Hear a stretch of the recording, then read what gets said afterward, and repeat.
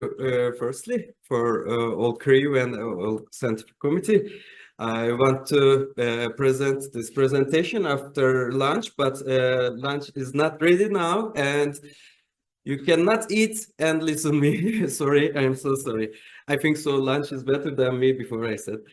Firstly, yeah, it's with great respect that I greet you all. And who am I? I'm Dr. Utku Duran, and serving an assistant professor in Zonguldak Bülent Ecevit University in Turkey. And my primary study in veterinary biochemistry, but my research focus particularly on aquatic biochemistry, fish welfare, and also sustainable aquaculture systems. And if you have some questions or potential academic collaboration, you can write me email that's displayed on the screen. And global salmon production and rise of Turkish salmon. In recent decades, aquaculture has become one of the fastest growing food producing sectors in the world. Among the most valuable species are the salmon, is particularly Atlantic salmon and rainbow trout. While Norway and Chile led the Atlantic salmon industry, Turkey has developed a unique approach by. And this table presents the Atlantic salmon production volumes of key production countries. And Norway and Chile led this production, but United Kingdom, Canada, Faroe Islands, and Iceland is a smaller producer. But we know that the Norway is the biggest producer for Atlantic salmon. One notable example is Iceland here. Despite being a small country, its production was 32,000 tons as 2019, sorry, and then it's increasing almost 0.5%. It's really huge increasing, and this rising Iceland reflects the growing interest and investment in cold water aquaculture particularly, sustainable utilization of natural source resources, and low environmental impact and export-oriented strategies. And also, at this point, it's important to emphasize that Turkey has similarly leveraged its geographical advantage by transforming the unique conditions of the Black Sea. I'm sorry. And what about Turkey? Despite not appearing on the list, Turkey is emerging as a strategic producer not of Atlantic salmon. It's just produced rainbow trout because of the geographical differences about Norway or the other countries. But it must be higher production in Turkey because of the export. And also, you know, Turkey has a great export volume on the world. For Islands, Turkish salmon is becoming globally competitive, particularly in European and Asian markets. Official naming and international recognition of Turkish salmon. In Turkey, the large rainbow trout, Ankorikis maikis, it's not salmon salad. Ankorikis maikis is also similar because it's also salmonid family. But locally, we say salmon for all rainbow trouts, but we couldn't sell it to export, I mean, because it's not salmon salad. And then Turkey has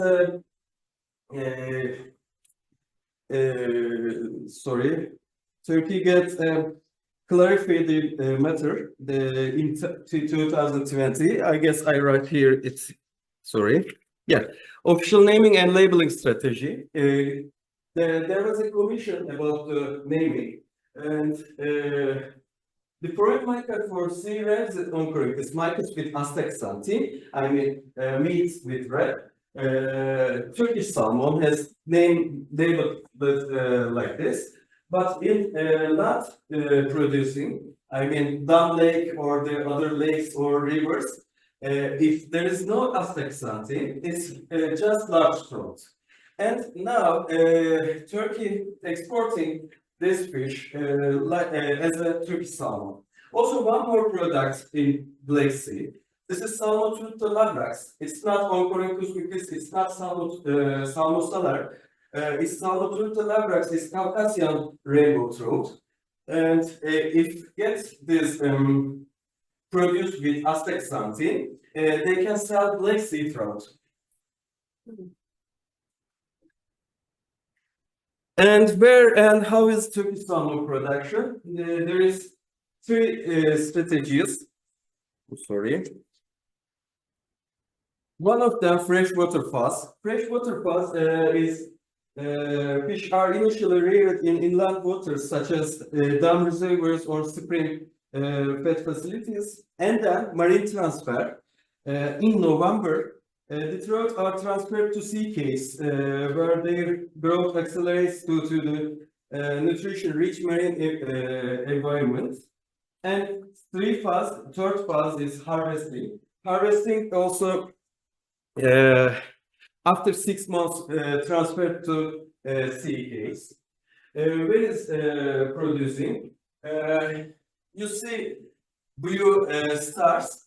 They are all sea caves, and the other orange stars as inland dam lakes and rivers. And now Turkey has a 100,000 tons production for Turkish salmon. It's 60% of Turkish salmon is exporting to all world. For example, exporting to Canada, exporting to Japan, or United Arab Emirates, and also Russia, and all Europe countries.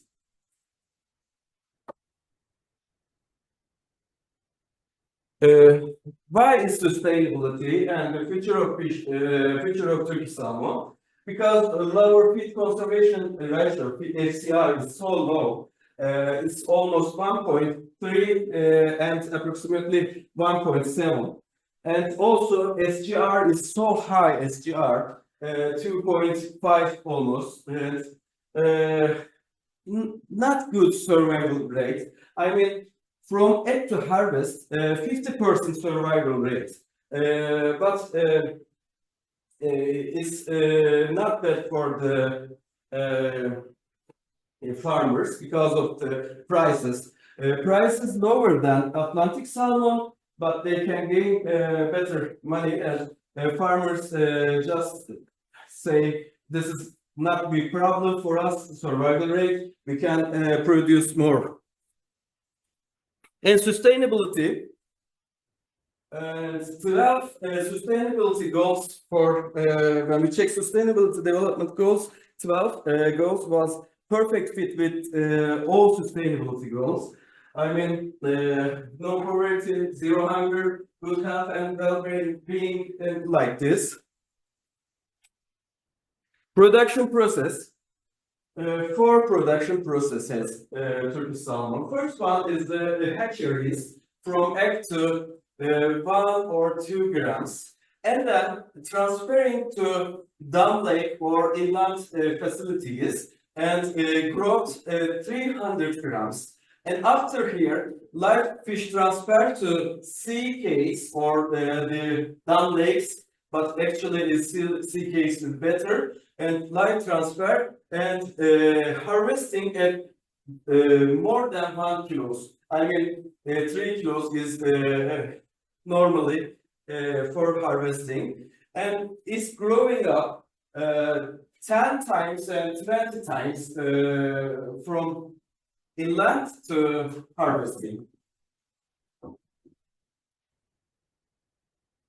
But transfer is not good for producers because of the survival rate. And I was studying about transferring, and I was took this photo in Town Lake. It's so hard for the producers, I mean farmers.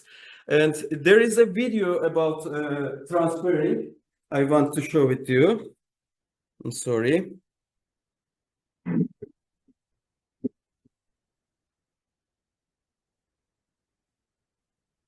Dam reservoir and case with 300 grams fish, and they take it from dam reservoir to trucks,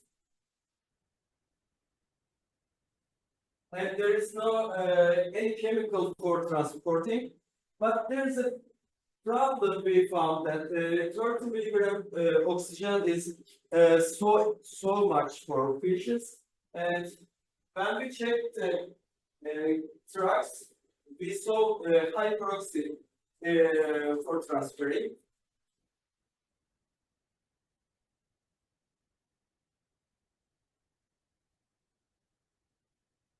If you want to harvest 1,000 tons Turkish salmon, you have to transfer the 300,000 ton fish from dam reservoir to lake, sea. I'm so sorry. There is another video on the truck. There is oxygen consumption here, and it's hyperoxygen here, and we are thinking about the survival rate because of this hyperoxygen, and we want to change oxygen rates. Sorry. Yeah. 30,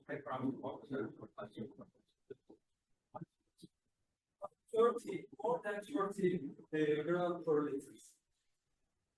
Milligram per liter. I think it must be 10 milligram because we checked it with some chemical examination, and then we found that 10 milligram per liter oxygen is perfect for the fishes, and we published in BMC Veterinary Research Journal. I'm sorry.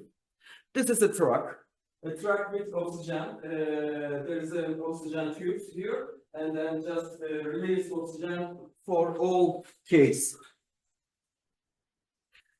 Two methods for releasing fish to sea. One of them from truck to case directly, but if you want to do this, you have to take case all short, take the short side, and then just release fishes here. And the other of them, you can take fishes all big boats with tanks again, and also oxygen consumption. And then boats going to offshore cages. It's approximately 8 miles from shore, and just release fish here. And I think this is better, but if you have to, if you don't check oxygen, hyperoxygen is survival rate is worse for hyperoxygen because of hyperoxygen. There is harvesting video. Some of customers wants to bloodletting fishes, and this is I know this is a not good video, but it's so bloody. But I think you can get an idea for this. Check this. Fish are just cutting with knife. And then just bleeding out. Fish meat quality is better for sea. I mean.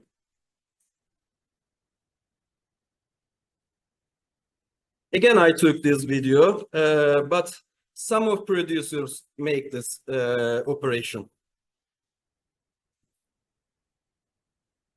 How many kind of Turkish salmon?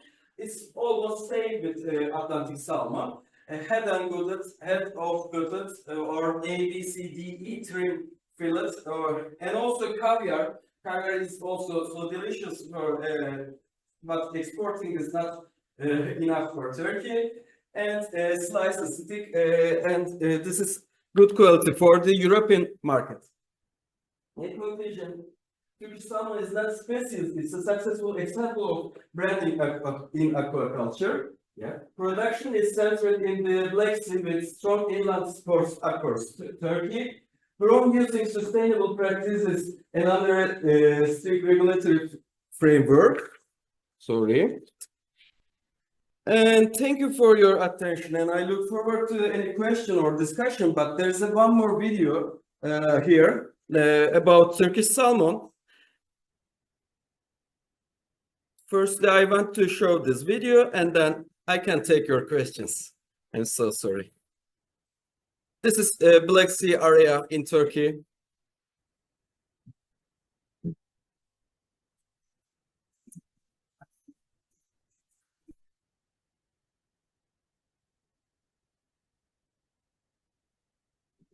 In the world in terms of pandemic plan structure.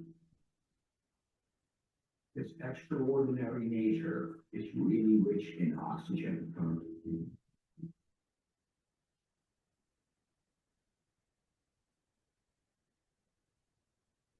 That when comes nothing peaks for down 5 feet, in its food stores before meetings.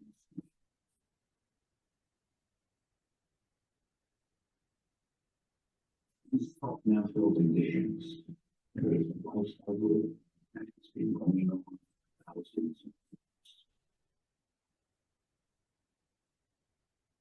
Turkish salmon.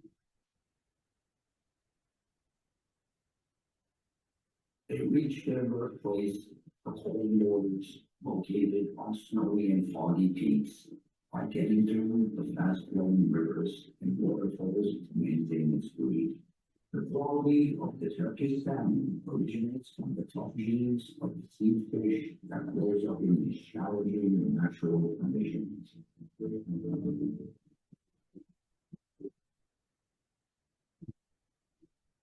Today's salmon complete their development by arriving in the Black Sea, known for its less salty tidal waters, roaring waves.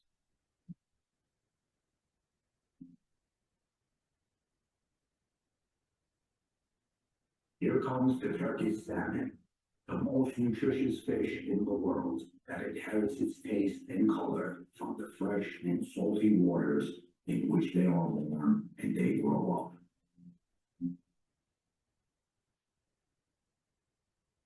A unique source of protein with its color and quality. Turkish salmon from Black Sea. Thank you very much, Father.